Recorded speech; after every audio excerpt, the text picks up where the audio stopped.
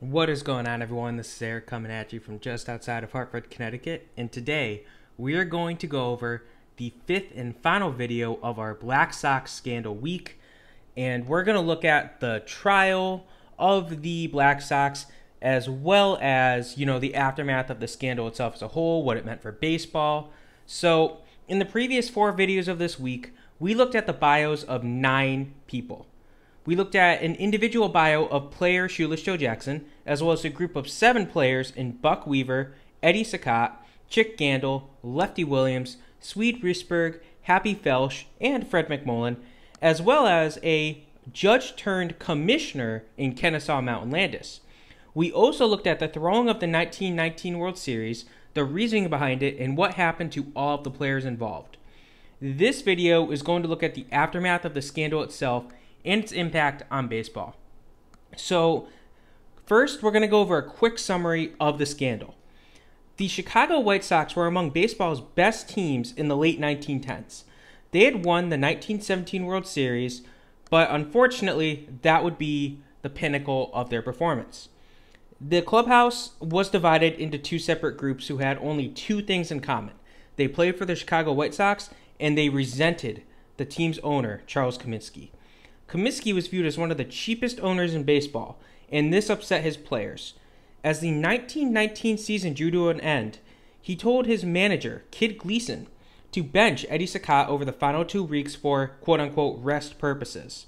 While this sounds plausible and it happens nowadays, there was another reason he did this. There was a clause in Eddie Cicotte's contract that if he won 30 games in the 1919 season, he would get a $10,000 bonus. Now, he had 29 wins when Comiskey told Gleason to bench Cicotte. Obviously, this was caught by the players, and this upset them. His cheapness also upset Chick Gandil, who was a star first baseman who had known gamblers. Now, Gandil was approached by a gambler who offered him money to throw the 1919 World Series, and he promised Gandil $35,000 as well as more money. He promised him up to $100,000, and he said, we'll give you $10,000 for each person that you can get. So Gandil was offered $10,000 to give to everybody and $5,000 for himself for each player he got. So he accepts the offer, and he was able to convince 7 other players to join him in on the fix. Now, we're not gonna discuss, Buck Weaver, Shoeless Joe Jackson. We did that in their player bios. So now these players, they played poorly throughout the World Series, and they lost the World Series 5-3. This was back during when the World Series consisted of a best of 9 rather than the best of 7 that we're used to. Now, after this 1919 season, Chick Gandil left the team to play semi-pro ball over in California due to a salary dispute. The other 7 players remained with the White Sox. Now, as the 1920 season came to a close, rumors began to swirl that this 1919 World Series had been fixed. Now, Charles Comiskey had a good idea of this fix. He kind of knew during the World Series itself when it came to an end, and there's a whole story about how both Eddie Cicotte and Shoeless Joe Jackson went to speak to Comiskey after the World Series. Now, Shoeless Joe allegedly went there, sat in his office, waited around for a few hours. Nothing came of it. Comiskey didn't want to see him. Cicotte later on did a similar thing. He was the first player to actually confess. Now, Comiskey knew about this. He didn't want news of the scandal getting out. So he was hush-hush. He tried to silence it all. And when it became public knowledge that there was a scandal that had happened, he offered to pay anyone who can come forth with knowledge of the scandal $20,000. So, as a result, of course, Comiskey ends up suspending all of the 7 players that were still on his team, and this really hurt the team as they were still involved in a pennant race, but we'll get to that in a second. So, as a result of this scandal, the league hired respected judge Kenesaw Mountain Landis to serve as commissioner of baseball. He placed all 8 players that were involved in the scandal, which included Chick Gandil, despite the fact that he was playing semi-pro baseball, on an ineligible list that banned them from playing baseball until the trial was over, until he could make up his mind. Now, after a criminal trial found these players not guilty, Landis made a stand, and he banned all 8 players from ever playing baseball again. Now, this controversy, the controversy of including both Shoeless Joe Jackson and Buck Weaver in that group still goes on to this day. You will find people who will defend Shoeless Joe Jackson. You will find people who will defend Buck Weaver. It's a lesser number of people than Shoeless Joe. But we already went over that. I'm not going to go over this again. So, yeah. Now, we're also going to quickly go over how the trial went. So, like I said before, as the 1920 season drew to a close, the White Sox were in a fierce dogfight with the Cleveland Indians for the AL pennant. Now, Cleveland had an advantage. They had the better record, and they had more games in hand.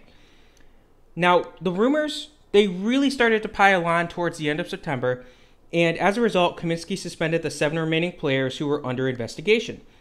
This effectively put an end to Chicago's chances of repeating as AL champions, and Comiskey knew this. But he also knew that having these players playing for him would make him a dirty owner. He tried to distance himself from the scandal as much as he could. So, obviously, Chicago, they ended up losing out on the pennant by 2 games. Cleveland went on to, win the AL pennant, whatever. So, after suspending those 7 players, what Comiskey did, this is very respectable to me. He issued a check for $1,500 to each White Sox player who had not conspired to throw the series. Now, this $1,500 was the difference between what the winners and losers made in the 1919 World Series. So, in other words, he gave the winners the $1,500 that they would have gotten had they won the World Series, which is respectable. Now, more likely than not, this could be seen as a gesture of goodwill and a gesture to spite the players who actively conspired to throw the series. So now we get to the trial itself. On June 27th, 1921, the trial was set to begin.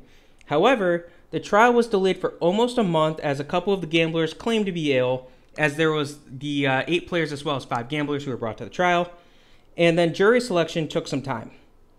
Now, these 8 players as well as the 5 gamblers were being charged with throwing the World Series. Before the trial even began, key pieces of evidence went missing. Now, both Eddie Cicotte and Shoeless Joe Jackson had confessed to their roles in fixing the World Series, and both men signed confessions acknowledging what they had done.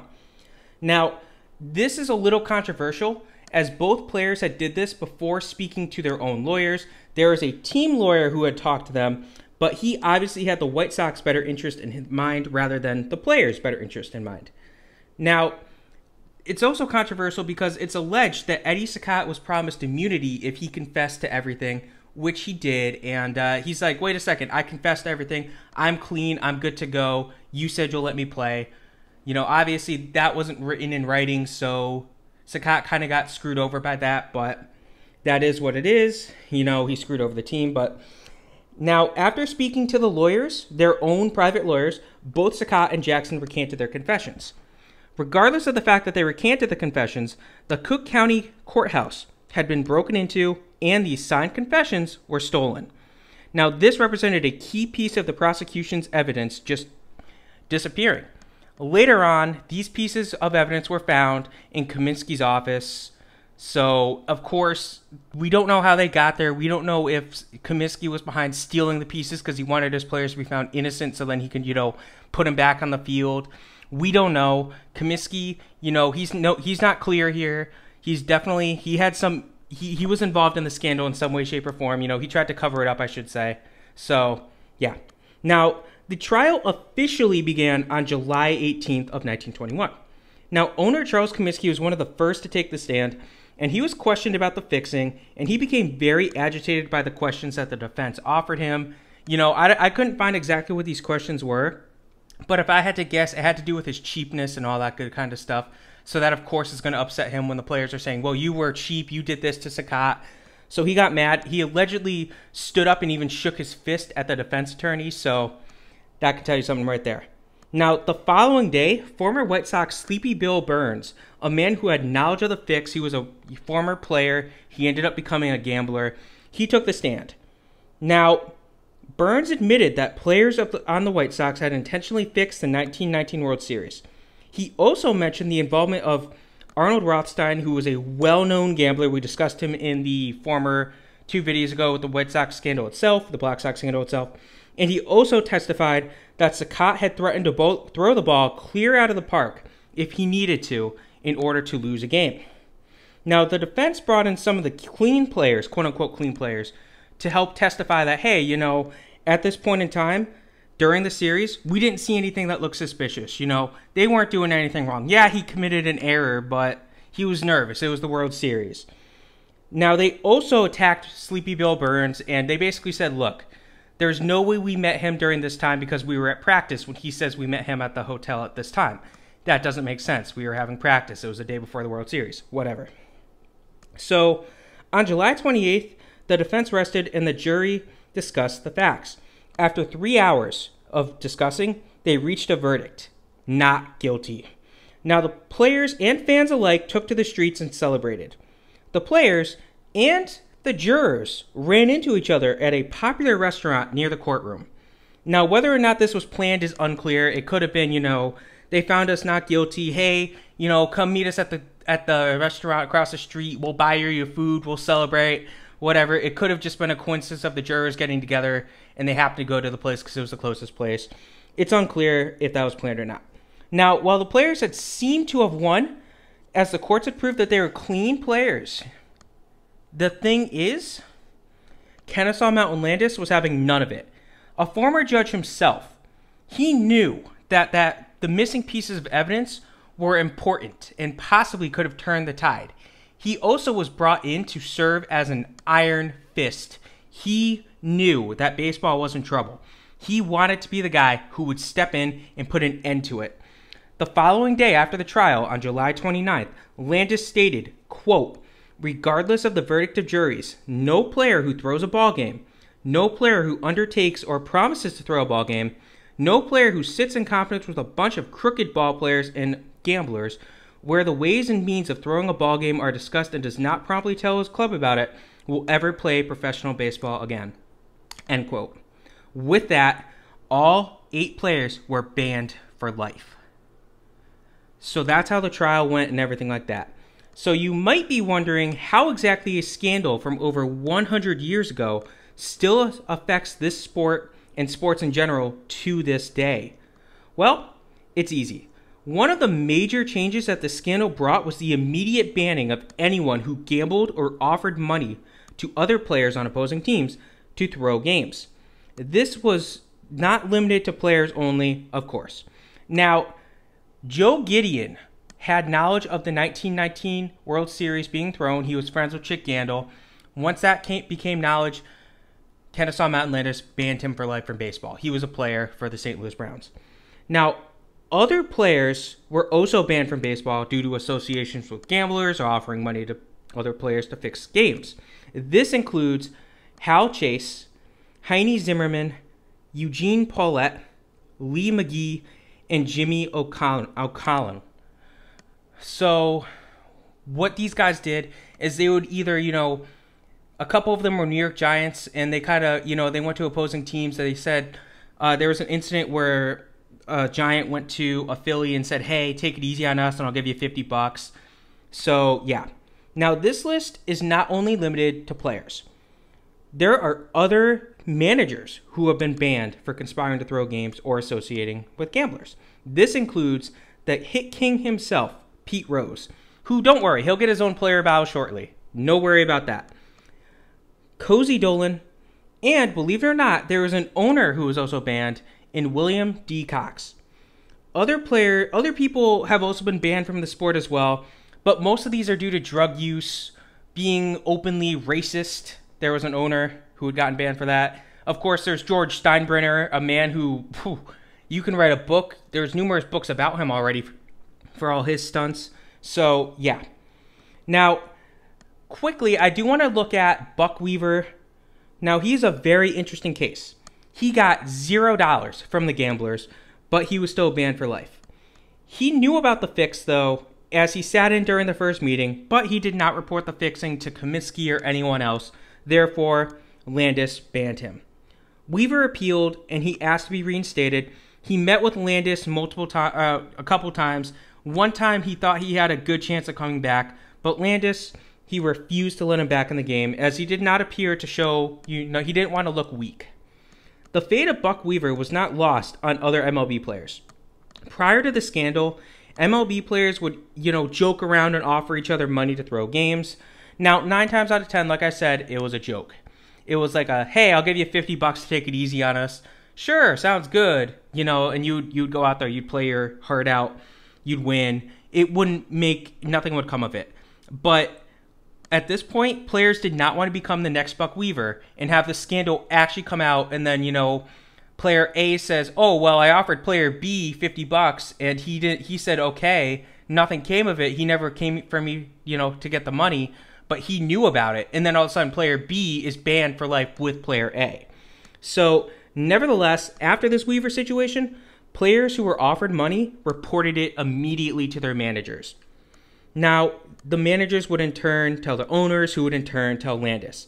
These players just did not want to become the next Buck Weaver. This ended up leading to the bans of the 9 players who were mentioned above. Now, the 2 biggest names to be banned for life due to betting are by far Shoeless Joe Jackson and Pete Rose.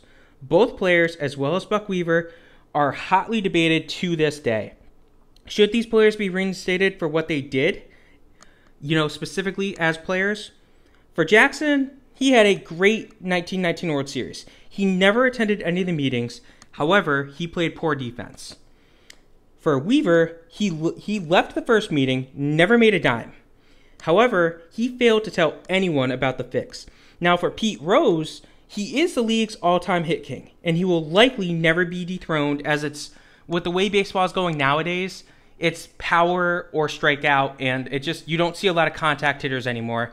You'd have to hit over 300, stay healthy for like 20 years to even have a shot to beat Pete Rose. So it's extremely unlikely for it to happen, but it could. Now, Rose, he did not bet as a player, and he only bet on the Reds to win. Now, that's according to his own word, and it is illegal for players to bet, managers to bet. You can't do it. And there is also evidence that Rose did, in fact, bet against the Reds periodically. So, yeah. Now, I've already made my opinion known about both Jackson and Weaver in their previous videos, and I will give my opinion on Rose when his bio is released shortly. So, the Black Sox scandal changed the landscape of baseball forever. Prior to the fix, the sport of baseball did not have a sole commissioner. They had a national commission, which consisted of 3 people: the National League president, the American League president, and a commission chairman. So, the commission chairman was the owner of the Reds. So he was just voted in by the AL president, and he served as like the deciding vote most of the time. The problem with the system was that it was not effective, and most debates were decided on a 2-to-1 basis or were inconclusive. Obviously, the AL president would vote for what the AL thought was better, the NL president would vote for what the NL thought was better, and then the third vote usually sided with the NL because he was an NL owner himself, but this just led to a lot of controversy. And the formation of the role of commissioner made it much easier. No longer did a group of 3 people have to vote in the league's best interest. Now, a person with no affiliation to any league or team would make the final decision. Commissioner Landis quickly set the powers of the role. He, of course, made it so he could not be fired. He stayed as long as he wanted to. What he said was law. This is still in truth today. What the commissioner says is law.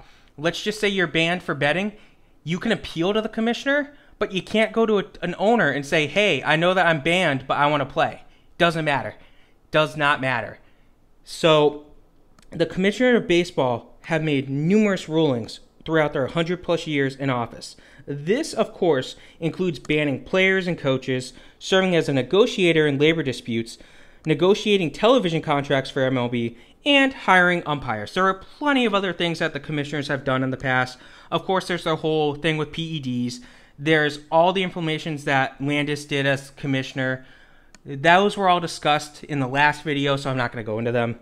Now, other professional sports soon followed baseball by hiring commissioners for their respective sports, so now we don't have any major problems like this occurring nowadays. So, as you can see, the Black Sox scandal serves as a dark footnote in the history of baseball. 9 players were banned from the sport as a direct result of the scandal. Remember, 9th player being Joe Gideon. Now, there is a silver lining to this scandal, though. Baseball was no longer under a dark cloud. Now, this scandal may have been highly controversial, as were the bans of the 8 Black Sox players, but at least baseball appeared to be saved. So, this is a very controversial topic, of course. The 1919 World Series was without a doubt fixed. Now, of course, Jackson, Weaver, should those guys have been banned? Probably. You know, they knew about the scandal. They didn't do great in the World Series for Jackson defensively. So it's one of those tough things that it's interesting. Now, this was, of course, the last video of our Black Sox week. So I hope you guys enjoyed this. It's a very interesting historical aspect for the sport of baseball. One of those things that you never think that, you never think it can happen. You never think that there could be a fix in a World Series, especially since baseball is, without a doubt, especially back then, the sport of the United States. But here we are. Baseball got completely rocked to the core by this scandal. It did change the landscape for the better. Unfortunately, it did cost probably 2 guys, maybe 3 guys, spots in the Hall of Fame. Shoeless Joe was definitely on his way. Eddie Cicotte was definitely on his way. And Buck Weaver definitely had a shot. He probably could have been a Veterans Commission, committee pick. But it did create the commissioner's job, and it saved the sport. Now you have to wonder, are we going to look back 100 years from now and say, wow, the PED thing similar to the Black Sox scandal? Time will tell. But again, I hope you guys enjoyed this video. I hope you guys enjoyed this whole series. If you haven't seen the other videos, I would definitely recommend checking them out. You don't need to watch the player battles per se. You can at least look at the 1919 World Series video itself. Again, I hope you guys enjoyed this video. Have a good rest of your day. And as always, stay safe out there.